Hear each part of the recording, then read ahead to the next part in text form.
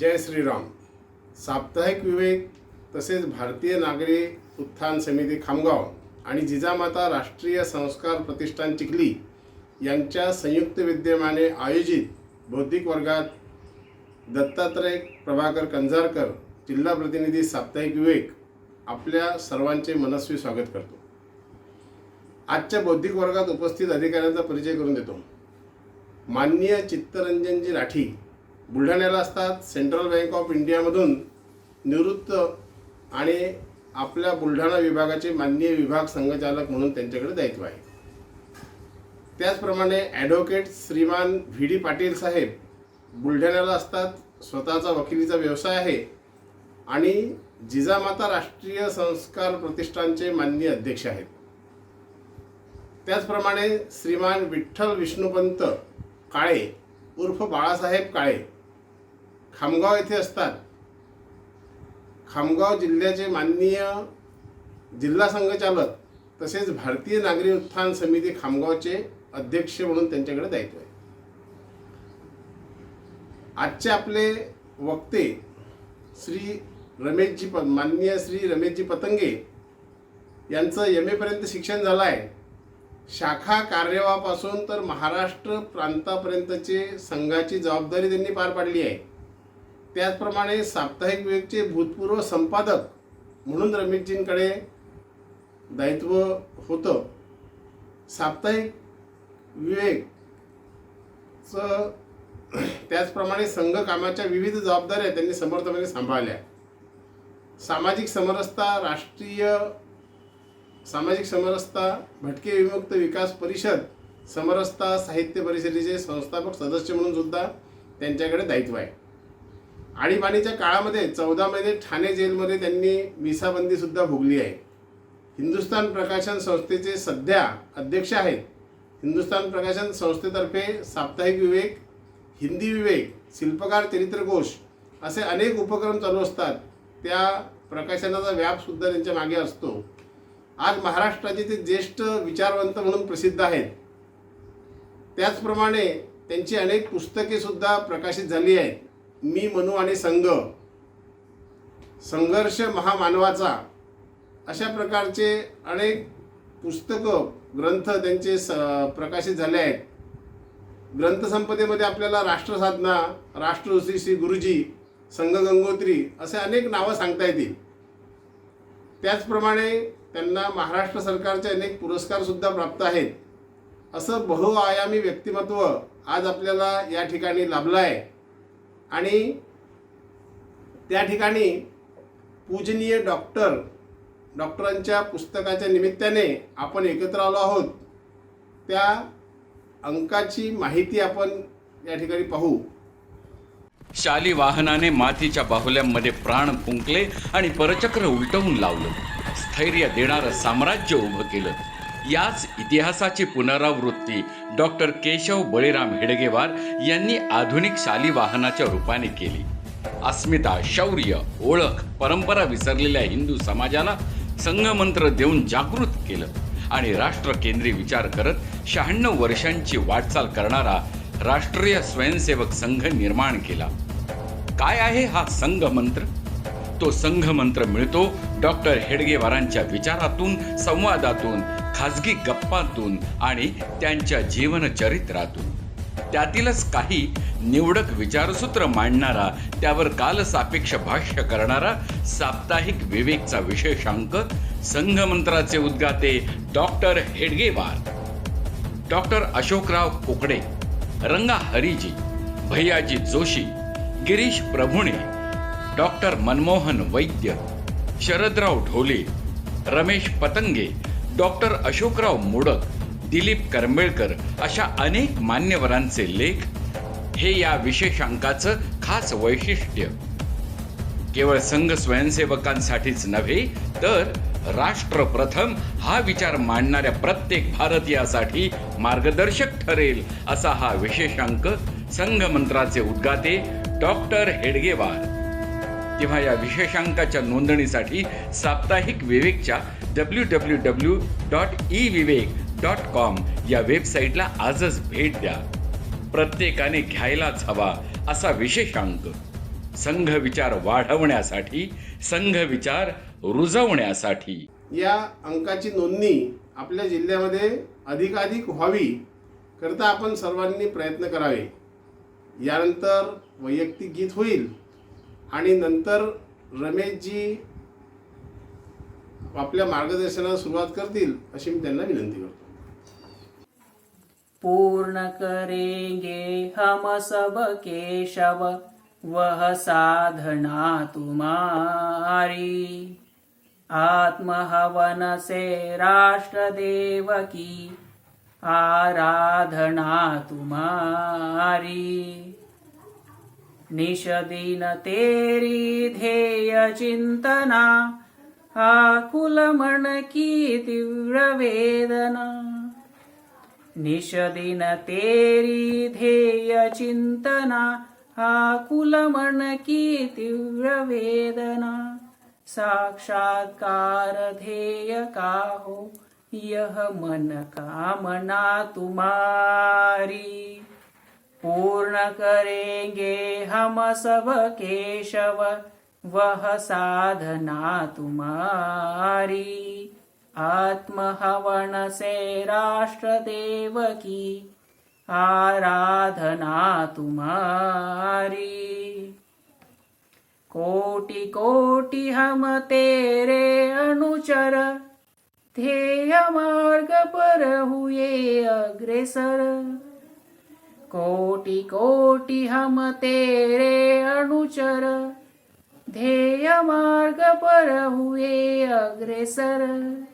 होगी पूर्ण सशक्त राष्ट्र की वह कल्पना तुम्हारी.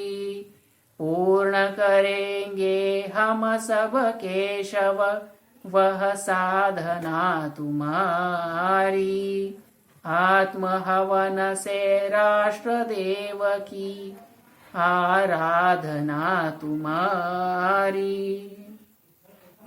तुझसी ज्योति हृदय में पावे, कोटि कोटि तुझसी हो जावे.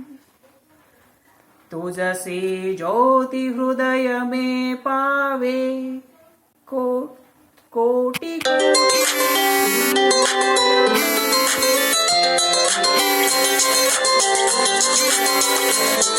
की वह अर्चना तुम्हारी. पूर्ण करेंगे हम सब केशव वह साधना तुम्हारी, आत्महवन से राष्ट्र देव की आराधना तुम्हारी. पूर्ण करेंगे हम सब केशव वह साधना तुम्हारी, वह साधना तुम्हारी. माननीय अधिकारी, स्वयंसेवक बंधू आणि माता भगिनी यांना हृदयपूर्वक प्रणाम. आज संघ संस्थापक पूजनीय डॉक्टर हेडगेवार यांच्या विचारसूत्रांवर मर्यादित वेळेत मला बोलायचं आहे. त्याचं एक निमित्त असं आहे की साप्ताहिक विवेकतर्फे 21 जूनला म्हणजे पूजनीय डॉक्टरांच्या स्मृती दिवशी त्यांच्या विचारसूत्रांवरील भाष्यांचा सुमारे 150 पृष्ठांचा असा एक विशेष अंक, स्वतंत्र विशेष अंक हा प्रकाशित होणार आहे. आणि या अंकामध्ये संघाच्या ज्येष्ठ कार्यकर्त्यांचे विचारसूत्रांवरील भाष्यांचे लेख आहेत. सामान्यतः पूजनीय डॉक्टरांचं जीवन, त्यांच्या जीवनातील वेगवेगळे प्रसंग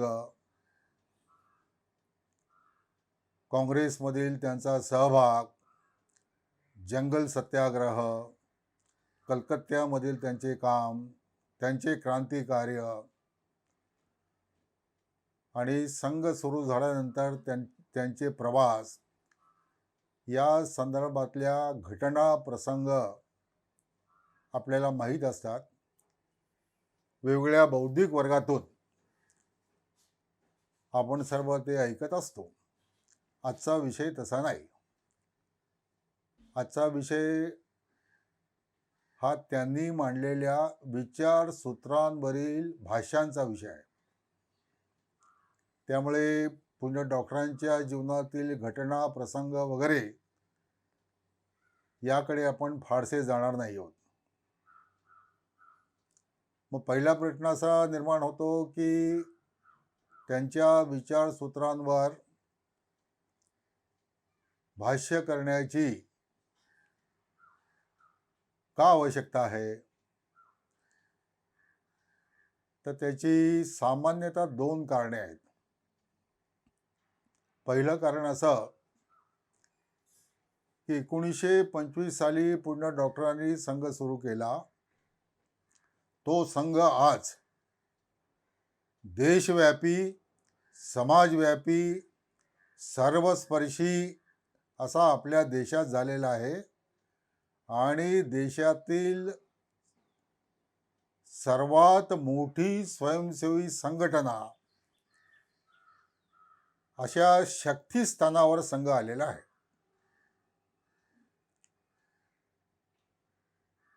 राष्ट्र जीवनातील कोणतेही क्षेत्र असं नाही आहे की ज्या ठिकाणी संघ स्वयंसेवक संस्था निर्माण काम करत नाहीत असं आपल्याला लक्षात येईल. राजकीय क्षेत्रात आपले स्वयंसेवक भारतीय जनता पार्टीच्या रूपाने काम करतात. आपलाच एक स्वयंसेवक आज देशाचा पंतप्रधान आहे. अनेक राज्यांचे मुख्यमंत्री आपले स्वयंसेवक आहेत. कामगार क्षेत्रात भारतीय मजदूर संघ ही क्रमांक 1 ची अखिल भारतीय संघटना आहे. असं प्रत्येक संघटनेसंबंधी म्हणता येईल. जवळजवळ 51 अखिल भारतीय संघटनांच्या रूपामध्ये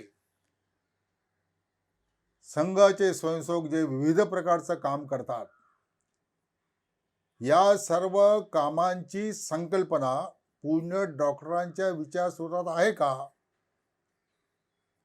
का कोणाला तरी काहीतरी सुचलं आणि ते काम सुरू झालं असं आहे? तर असं नाहीये.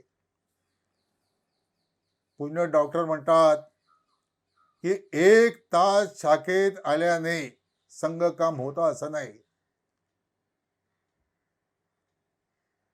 तर 1 तास शाखा आणि 23 तास संघ काम करायचं आहे. म्हणजे समाजात जाऊन काम करायचं आहे. आणि मग त्या कामाचं क्षेत्र किती असेल? तर पूज्य डॉक्टरांचा एक विचार सूक्त असा आहे की संघ हा क्षितिजाप्रमाणे आहे.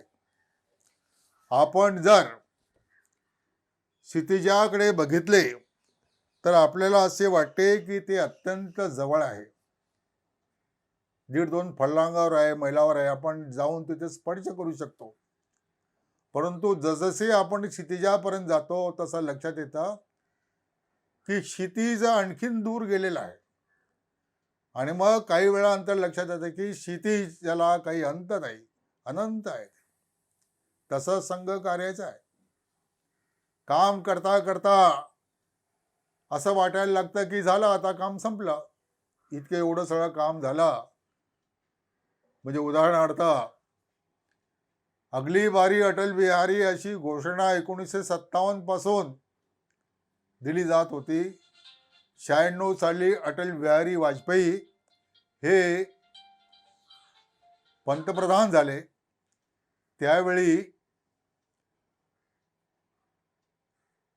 अनेकांना असं वाटलं की संघ कार्य संपलं. अटल बिहारी पंतप्रधान झाले, हिंदू राष्ट्र झालं असं सर्वांना वाटलं. पण तसं नसतं ते.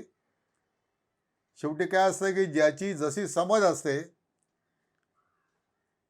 त्या अर्थाने तो संघ समजून घेत असतो. पण अटल बिहारी पंतप्रधान होण्यासाठी काही संघ सुरू झाला नाही. सत्ता हस्तगत करणं हा काही संघाचा हेतू नाही आहे. संघाचं कार्य हे समग्र हिंदू समाज संघटनेचं आहे. पूजनीय डॉक्टर म्हणतात की आम्हाला समग्र हिंदू समाजाचं संघटन करायचं आहे. हिंदू समाजातील कुठल्या जाती वर्गाचं संघटन करायचं नाही, कुठल्या पंथाचं संघटन करायचं नाही. तर सर्व जातींच्या हिंदूंचं संघटन करायचं आहे. त्यांची वाक्य अशी आहेत की संघामध्ये लहान थोर, श्रीमंत गरीब, उच्च जातीचा आणि खालच्या जातीचा असे कुठलेही भेद नाही.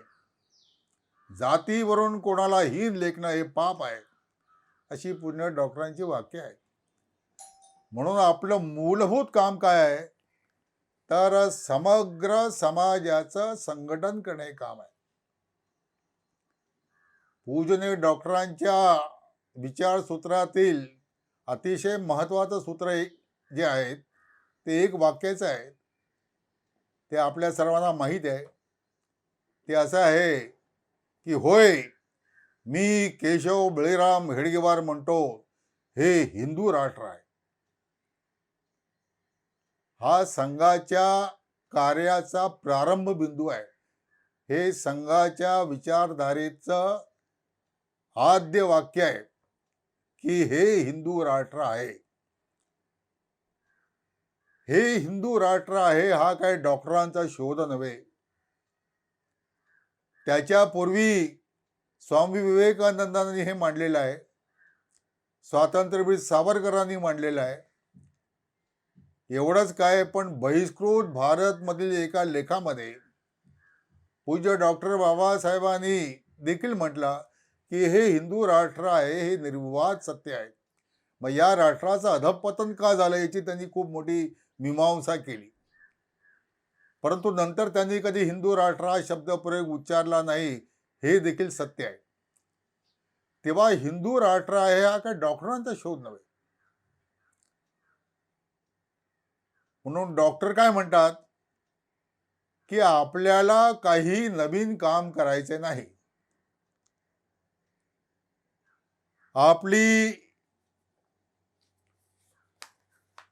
पुरातन हिंदू संस्कृती, आपल्या धर्माचे, समाजाचे, संस्कृतीचे रक्षण करणे हे संघाचे ध्येय आहे.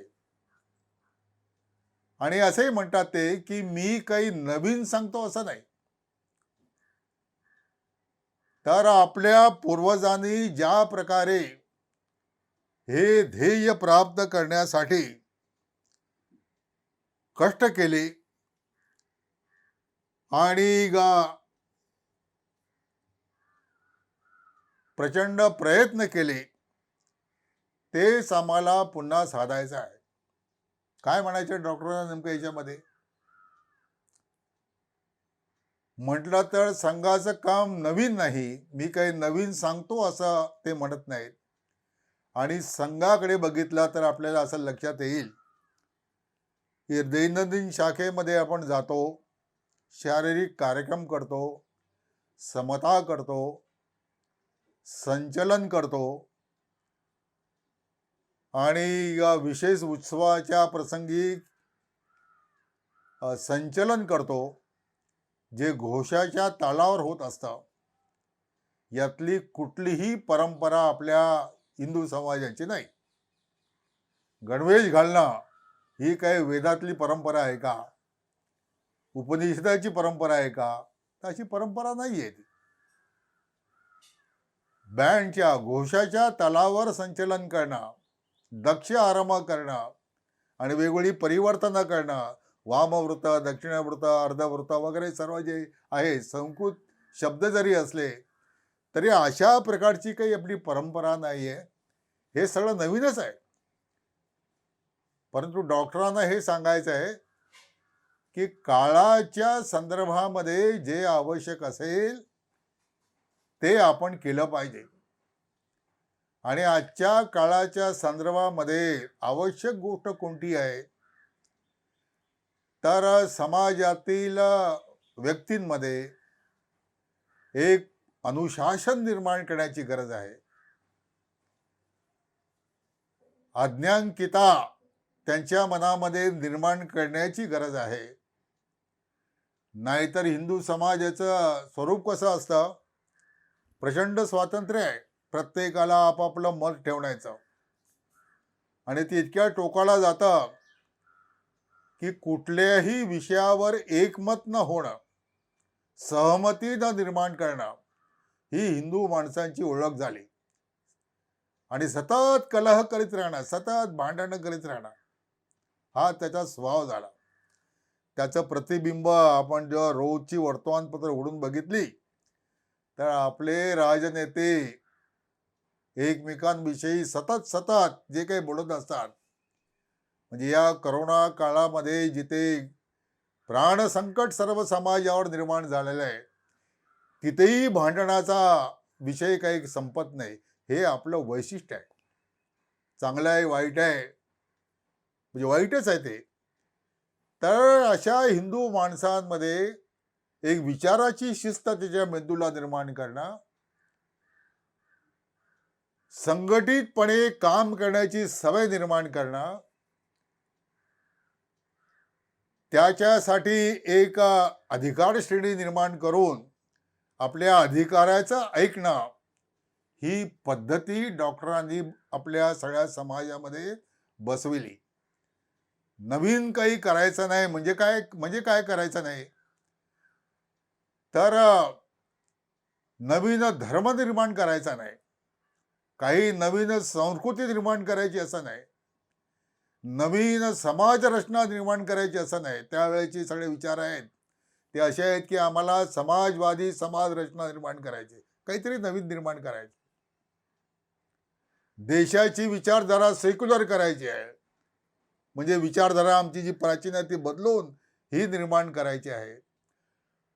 अशा प्रकारचा काही एक आमूलाग्र वैचारिक बदलाचा विषय हा पूजनीय डॉक्टर मांडत नाहीयेत. तर त्यांना हे म्हणायचं आहे की आपलं कार्य जे आहे हे परंपरेचं सातत्य ठेवायचं आहे. परंपरेचं सातत्य राखून कालानुरूप त्याच्यामध्ये बदल घडून आणायचे आहेत. या दोन्ही क्रियांना आपण असं म्हणतो नित्य नूतनता. म्हणजे जुनं तर जे टाकाऊ आहे ते टाकून द्यायचं, परंतु जे शाश्वत आहे ते स्वीकारायचं आणि त्याच्यामध्ये काळानुरूप नवीन प्रकारची भर घालायची आणि पुढे जायचं, बांधून राहायचं नाही. म्हणून पूज्य डॉक्टरांचा कार्यकर्त्यांना सांगणं असे की केवळ बहुमत निर्माण करू नका, केवळ सहमती निर्माण करून काम चालणार नाही, तर एक मताने काम केलं पाहिजे.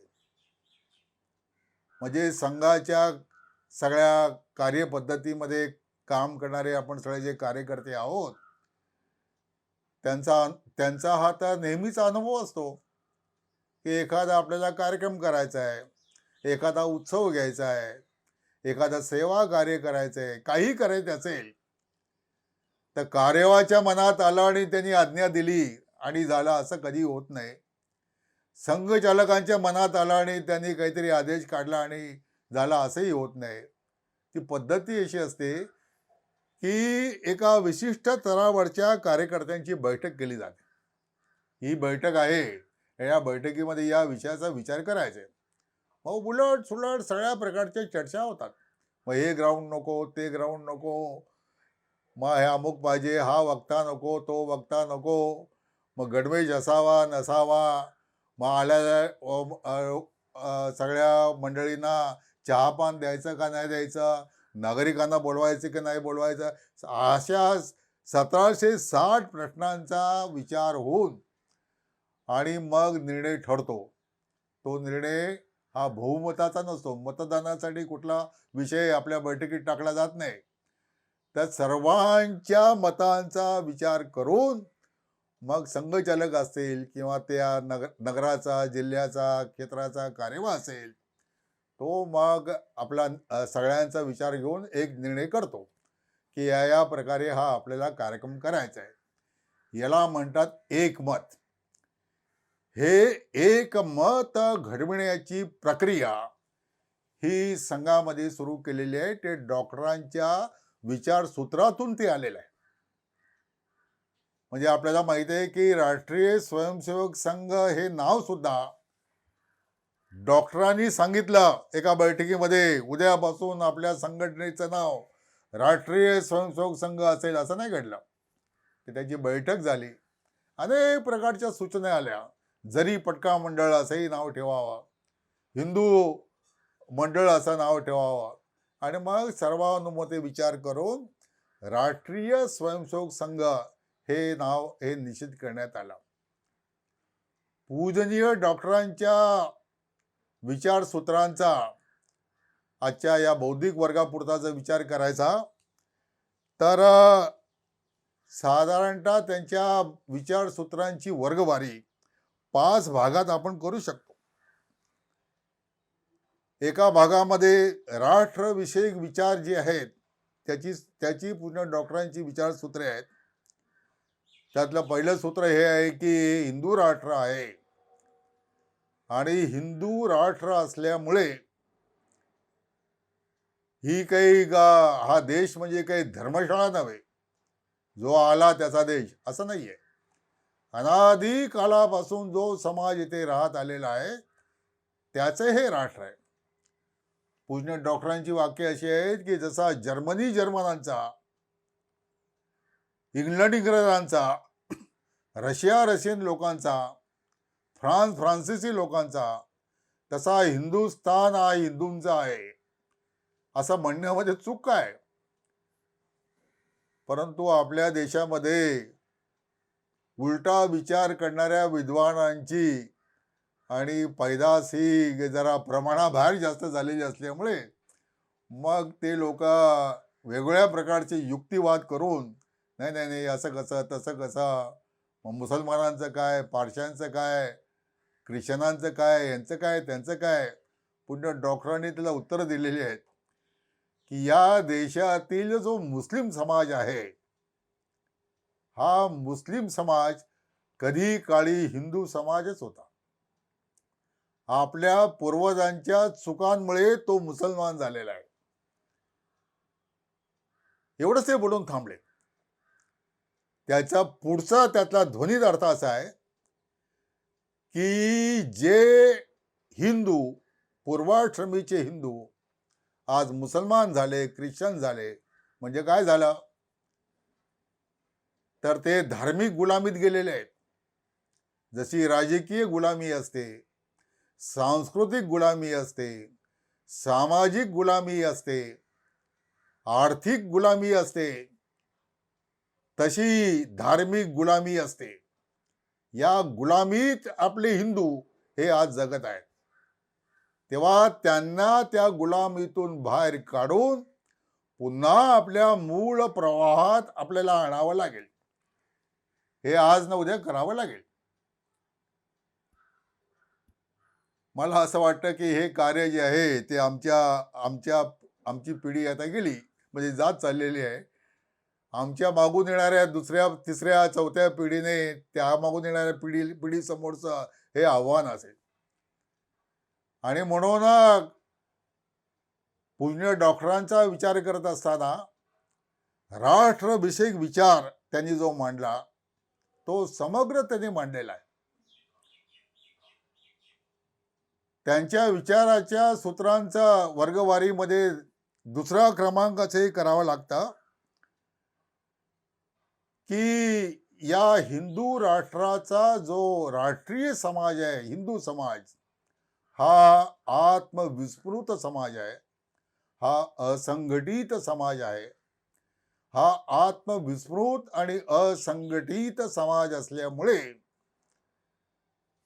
तो पारतंत्र्यात गेला आणि सर्व प्रकारच्या दुर्दशेला तो जाऊन पोचलेला आहे. त्याला पुन्हा उभा करायचं असेल तर त्याच्यामध्ये आत्मतेज निर्माण केलं पाहिजे, आत्मभान जागृत केलं पाहिजे आणि त्याला संघटित केला पाहिजे.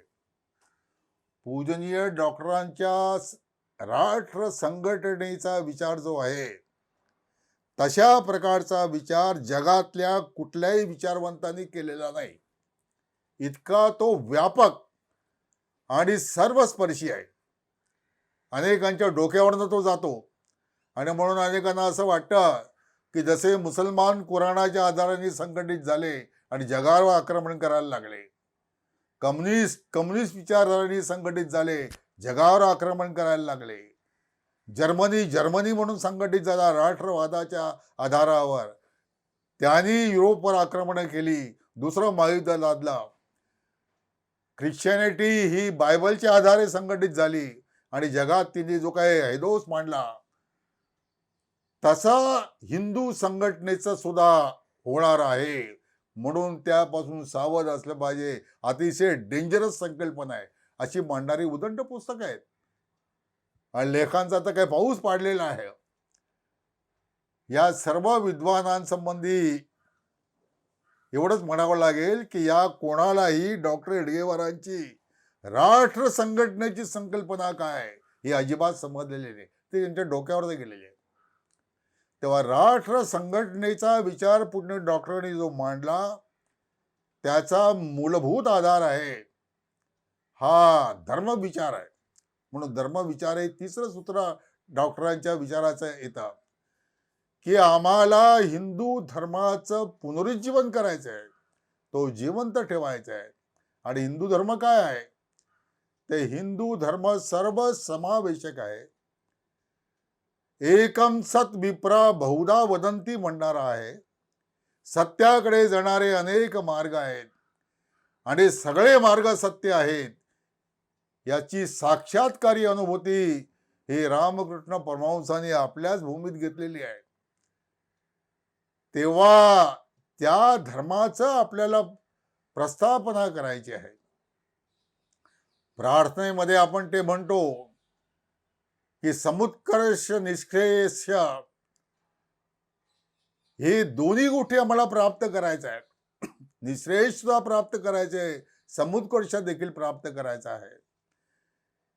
तेव्हा आपल्या कार्याचं अधिष्ठान जे आहे हे अधिष्ठान सात्विक आहे, सर्वानुभूती प्रेमाचं आहे, कोणाचाही विद्वेष करायचा नाही. डॉक्टरांचं म्हणणं असं आहे की काँग्रेस, समाजवादी आणि अन्य पक्षांची मंडळी यांच्याशी आपले प्रेमाचे संबंध असले पाहिजेत. त्यांच्याशी प्रेमाने वागा, त्यांच्याशी खोटेपणा करू नका, फसवणुकीचा व्यवहार करू नका. ही पूर्ण डॉक्टरांची वाक्य आहेत की आमचं संघटनेचा आधार काय? तर सर्वाभूती प्रेमाचा आधार आहे. पूर्ण डॉक्टर जे आम्हाला सांगतात की जगत हिताय कृष्णाय हे आमचं संस्कृतीचं ध्येय वाक्य आहे. आणि त्यामुळे जगात ज्या ज्या ठिकाणी अन्याय होईल, जे जे देश पारतंत्र्यात असतील, तिथे तिथे अन्याय दूर करण्यासाठी, त्यांना स्वातंत्र्य देण्यासाठी, मिळवून देण्यासाठी आम्हाला प्रयत्न करावे लागतील, म्हणजे संघाला प्रयत्न करावे लागतील. हे ते 1935च्या सुमारास सांगतात की ज्या वेळेला संघ हा वराड आणि विदर्भा प्रांता पलीकडे गेलेला नव्हता, असा एक मर्यादित असलेल्या संघाचं कार्य जे आहे त्याचं विश्वव्यापी लक्ष्य काय हे पूर्ण डॉक्टर सांगतात. आणि म्हणून ते लक्ष्य गाठण्यासाठी आपले स्वयंसेवक ज्या ज्या देशात गेलेले आहेत आणि जगात ज्या ज्या ठिकाणी हिंदू आहेत त्या त्या ठिकाणी त्या त्या देशाच्या संविधानाप्रमाणे, कायद्याप्रमाणे, वेगवेगळ्या नावाने त्या त्या ठिकाणी आपलं काम चालतं. म्हणून संघ हा विश्वव्यापी झाला. कोणामुळे झाला? पूज्य डॉक्टरांच्या विचारसूत्रांमुळे झाला. हे आपल्याला लक्षात घ्यावं लागेल. म्हणून त्यांच्या विचाराच्या वर्गवारीतलं तिसरं सूक्त असतं ते धर्माचं असतं. धर्मासंबंधीची पूर्ण डॉक्टरांच्या धारणा या अतिशय स्पष्ट आहेत. ते म्हणतात की धर्मपालन आणि धर्म संरक्षण याच्यामध्ये भेद केला पाहिजे. टिळा टोपी गळामाळा स्नान सध्या पूजा अर्चा तीर्थयात्रा उपास तापास म्हणजे धर्म नव्हे. सामान्य माणसं आपल्यासारखी हे धर्माच्या नावाने हेच करत असतात. आज काय संकष्टी आहे, परवा काय एकादशी आहे, परवा काय ते आणखीन काय महाशिवरात्री आहे वगैरे वगैरे. हे सगळे अत्यंत धार्मिकतेने हे सगळे दिवस साजरे केले जातात. पुण्य डॉक्टरांचा त्याला काही काडीचा विरोध नाहीये, ते जरूर करावेत. हा ज्याचा त्याचा व्यक्ती धर्म आहे, कुल धर्म आहे, त्याचा आचरण केलं पाहिजे. परंतु कुलधर्मापुरता धर्म राहत नाही. धर्म हा समाज धर्म असतो, हा राष्ट्र धर्म असतो आणि म्हणून राष्ट्र धर्माचं पालन केलं पाहिजे. ते म्हणतात की आपले अनेक लोक असा विचार करतात की भगवान श्रीकृष्णाने गीतेमध्ये आश्वासन दिलेले आहे, यदा यदा हि धर्मस्य ग्लानिर्भवति भारत परित्राणाय साधूनां विनाशाय च दुष्कृतां संभवामी युगे युगे. डॉक्टर यांचा प्रश्न असा आहे आणि ते म्हणतात, परमेश्वराला प्रार्थना करतात की हे देवा, तू आता काही अवतार घेऊ नको. कारण तू अवतार कशासाठी घेणार आहेस? तर तू दुष्टांचं निर्दालन करण्यासाठी घेणार आहेस, सज्जनांचं रक्षण करण्यासाठी घेणार आहेस. आणि आमचा समाज कसा आहे, तर स्वार्था पलीकडे जो विचार करत नाही, मी माझा स्वार्थ माझे कुटुंब याच्या पलीकडे जो विचार करत नाही, तो माणूस आपल्या समाजामध्ये आदर्श समजला जातो. पुण्य डॉक्टरजी सांगतात की जो कुणाच्या अध्यात नाही, कुणाच्या मध्यात नाही, आपलं काम भलं की आपण भलं, आपली नोकरी भली की आपण भलं, असा सरळ मार्गी चालणार आहे, हा आदर्श समजला जातो. हा चुकीचा आदर्श आहे. समाजासाठी मी आहे, समाज माझ्यासाठी नाहीये, ही भावना व्यक्ती विसरून गेलेला आहे आणि त्याला असं वाटतं की समाज माझ्यासाठी आहे, माझ्या स्वार्थासाठी मी काही करेन, समाज गेला तरी खड्ड्यात गेला तरी चालेल. हा समाज धर्म पर्यायाने राष्ट्र धर्म आपण विसरल्यामुळे आपली सर्वांची, आपल्या देशाची फार वाताहत झालेली आहे.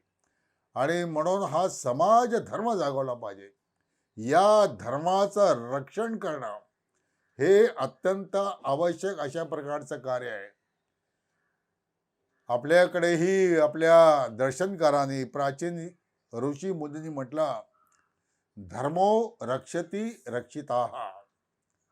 जो धर्माचं रक्षण करतो त्याचं धर्म रक्षण करतो.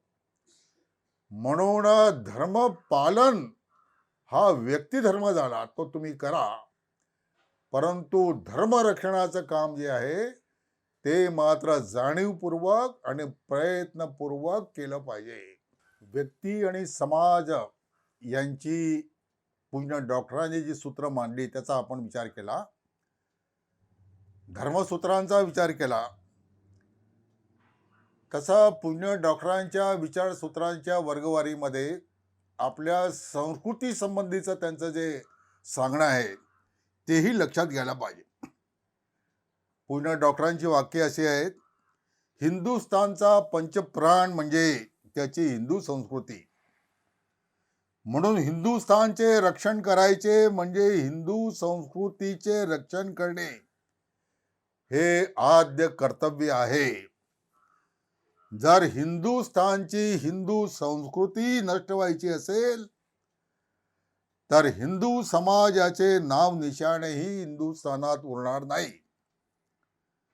तर मग त्या राहिलेल्या केवळ जमिनीच्या तुकड्याला हिंदुस्थान किंवा हिंदू राष्ट्र हे नावही शोभणार नाही.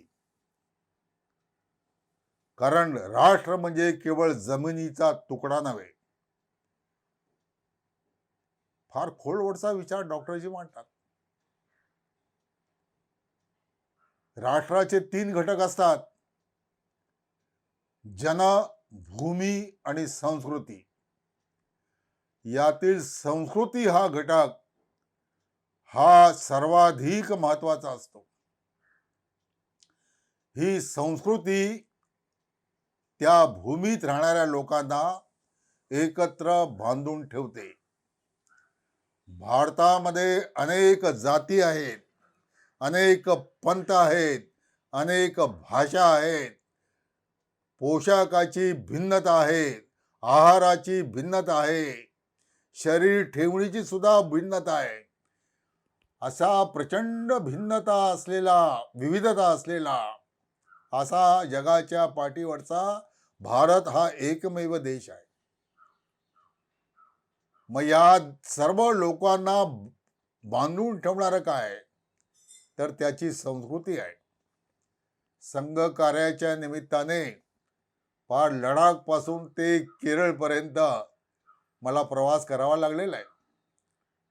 आणि या प्रवासामध्ये असं लक्षात येतं की दक्षिणेत गेला, केरळमध्ये गेला किंवा तामिळनाडूमध्ये गेला, तर ते तिथले स्थानिक भाषा बोलतात, मल्याळी बोलतात, तामिळी बोलतात, आंध्रमध्ये तेलुगू बोलतील, हिंदी वगैरे ते कोणी भाषा बोलत नाहीत. परंतु त्यांच्याशी संवाद करणं फार अवघड जातं. तरी देखील हे लोक परकेत असं नाही वाटत. का नाही वाटत?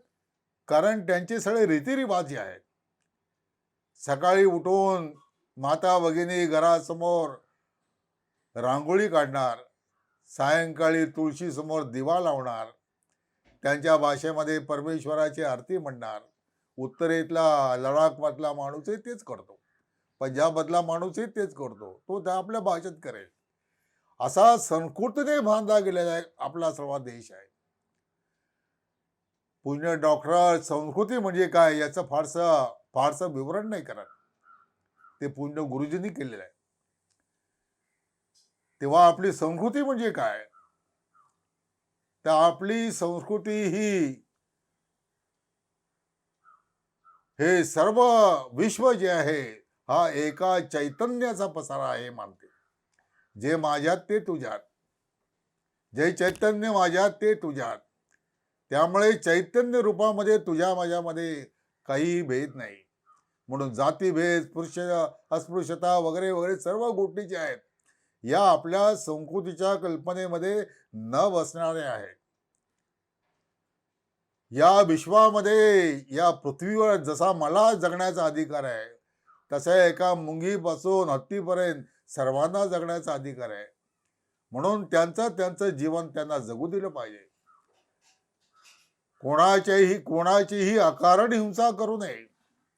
अहिंसेच्या तत्वज्ञानाचा इथे उदय झाला. नंतर त्याचा अतिरेक झाला, हा भाग सोडून द्या. पुण्य डॉक्टरांनी अहिंसेविषयी असं म्हटलं की अहिंसा हे तत्व चांगलं आहे, आमच्या संस्कृतीचा ते मोठा अविभाज्य भाग आहे. परंतु अहिंसेमध्ये एक गोष्ट लक्षात ठेवायला पाहिजे की जो आपल्याला मारायला आलेला आहे तो आपल्या कर्मानीच मेलेला आहे, म्हणून त्याला मारणं हे पाप नाही. तेव्हा अहिंसेचा अतिरेक करता कामा नये. अहिंसेचं पालन करत असताना क्षमा तिचे नाव, दुष्टांचे निर्दालन आणि सज्जनांचे रक्षण याला क्षमा म्हणतात. इथे अहिंसा तत्वाचं पालन आहे. तर या प्रकारे या तत्वांचा कालसापेक्ष समाज धारणेच्या संदर्भामध्ये विचार केला पाहिजे. संस्कृतीचं संवर्धन केलं पाहिजे. आलेली सांस्कृतिक मूल्य जी आहेत त्याचं जतन करून ती पुढच्या पिढीकडे आपल्याला हस्तांतरित करता आली पाहिजेत. आणि म्हणून राष्ट्राच्या संस्कृतीचं रक्षण करणं हे प्रमुख कर्तव्य आहे. डॉक्टरांचं स्पष्ट सांगणं असं आहे की आपलं कार्य हे जप जाप्य, ग्रंथ पठन आणि पूजा अर्चा अशा प्रकारचं कार्य नाहीये. त्याचा अधिष्ठान जरी आध्यात्मिक असलं तरी ते इहलौकीचं कार्य आहे. हिंदीतलं त्यांचं वचन असं आहे, आप जानते हैं कि संघ ने इहलोक के सर्वोच्च कार्य को हल करने का निश्चय किया है। हमें यह नहीं सोचना है कि हमारे मर जाने के बाद हमको स्वर्ग कैसे मिलेगा, अथवा हमें वहां कौन कौन से सुख मिळणे वाले आहेत, असा मेल्यानंतरच्या स्वर्गाचा विचार करून आताच जीवन जगणं हे संघाचं कामाचं लक्षण आहे. तर इहलोकीचं कार्य म्हणत असताना इहलोकीची जे ध्येय असतात, म्हणजे आपल्या समाजामध्ये दुःख आहे, आपल्या समाजामध्ये दैनावस्था आहे, आपल्या समाजामध्ये दारिद्र्य आहे, आपल्या समाजामध्ये निरक्षरता आहे, आपल्या समाजामध्ये अनारोग्य आहे, हे सर्व विषय जे आहेत हे इहलौकीचे विषय आहेत. ते सोडवण्यासाठी प्रयत्न केला पाहिजे. मोक्ष प्राप्तीसाठी ध्यान धारणा आणि सर्व आध्यात्मिक साधना याचा काहीही उपयोग नाही. म्हणून व्यक्ती धर्मापेक्षा राष्ट्र धर्म, समाज धर्म मोठा. आणि म्हणून समाजाची जी दुःख आहेत, समाजाच्या समस्या आहेत, या समस्या सोडवण्यासाठी आपल्या सर्व शक्ती बुद्धीनिशी प्रयत्न करणं, त्या समस्या हल करण्यासाठी प्रयत्न करणं, यातच जीवनाची इति कर्तव्यता आहे असं आपण मानलं पाहिजे. आणि पूज्य डॉक्टरांची विचारसूत्र लाखो स्वयंसेवक देशात आणि विदेशात जगताना आपण बघतो.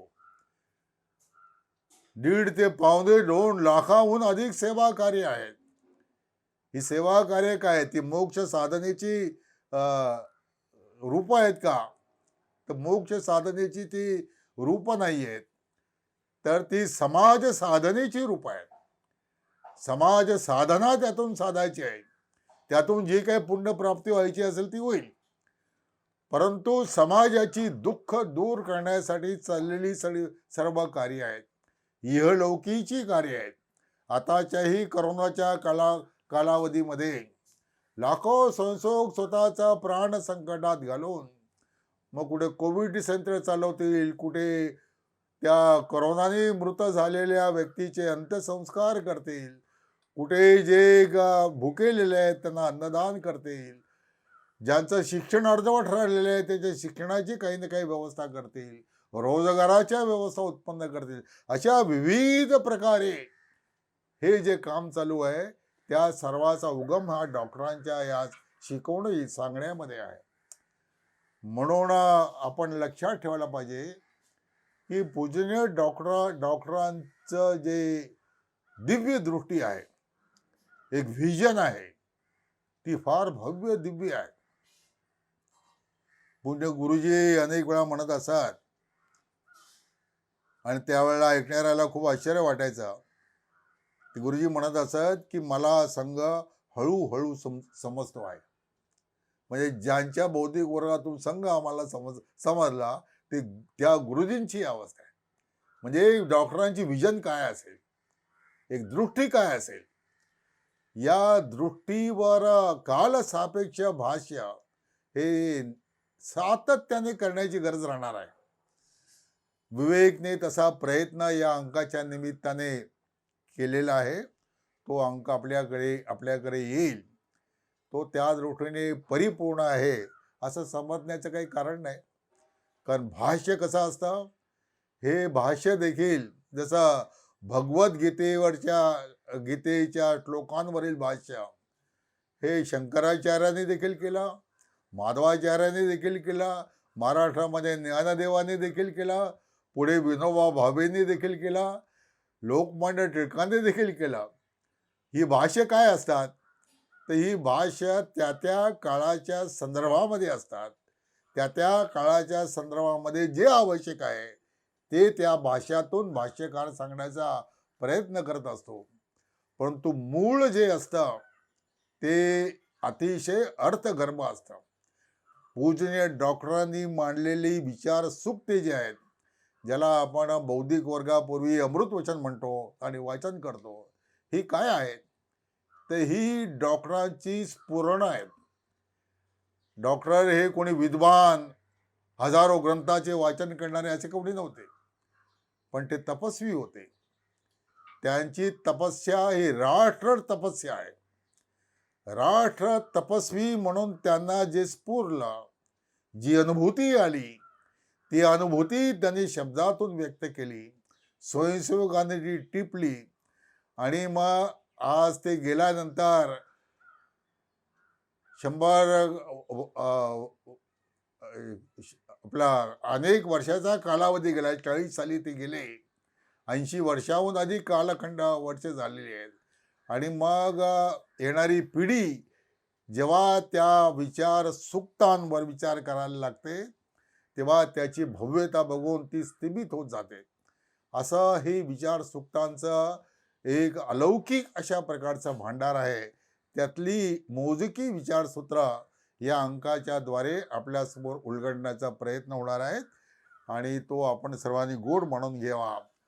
मला वाटतं की आजच्या या बौद्धिक वर्गाच्या वेळेच्या मर्यादेमध्ये जेवढं आवश्यक आहे तेवढं मांडण्याचा मी प्रयत्न केला. धन्यवाद.